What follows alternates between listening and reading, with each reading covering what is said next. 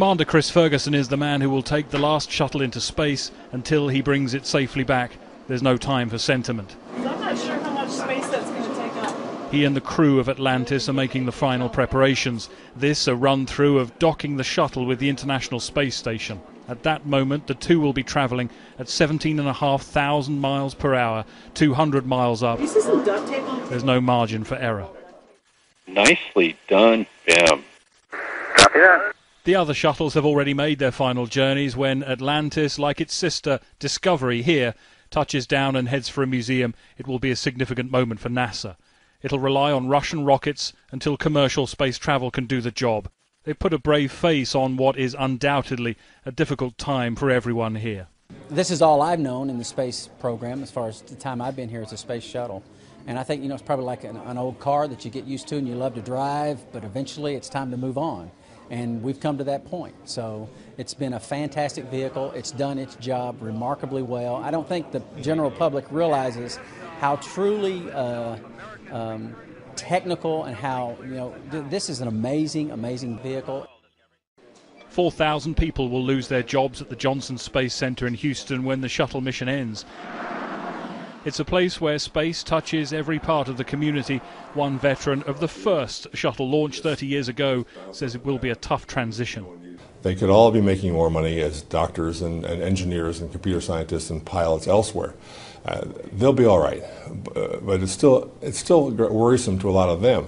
And yet they're keeping, as they say in English, they're keeping their head in the game. They are concentrating because they realize that the simplest loss of concentration anywhere can collapse the entire project, can delay it, can lead to disaster. But with all of those worries, this rare behind-the-scenes access to the shuttle program has its lighter moments. NASA is proud of all of its technology. It all goes to make up the NASA story, just as the control room for the Apollo program now stands as a ghostly echo of the past. Soon, like all this, the shuttle and its team will be just another chapter of that history. Greg Milam, Sky News, Mission Control, Houston.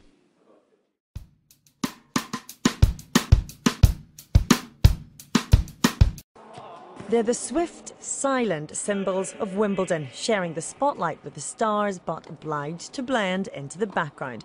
But the honour of becoming a ball boy or girl at one of the world's biggest tennis tournaments isn't won easily.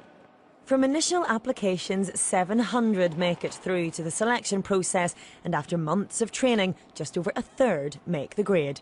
Every drill, every move is performed under watchful eyes, none more keen than those of the woman who's been choosing her young protégés for over a quarter of a century.